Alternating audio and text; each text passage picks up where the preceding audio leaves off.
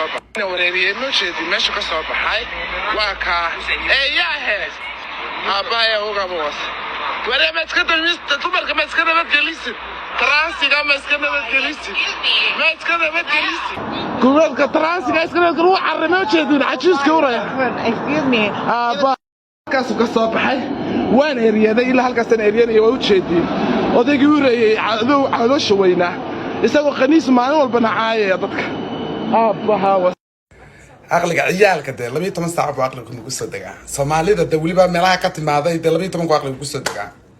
laakiin aniga British anigu ma sheego qabiil mana ka hadlo laakiin British aniga 12 saac aqligu wixii kuma soo dago maxaad la ordaysan markaa walaalo ma sheegi kartaa waadigi dhahay orday sidoo baa qof ka maqan yahay ku orday oo libax ku soo orday laakiin meel libax soo galay laaniya maxaa dhahay liiniya aan waa lagu kala fogeeyaa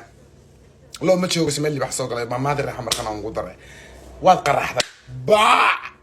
hatri waan ka ordayay oo maxaad wajigaaga soo jeedin weyday way kugu taalaade maxaad sameeyeen wali loo ay soo socotaa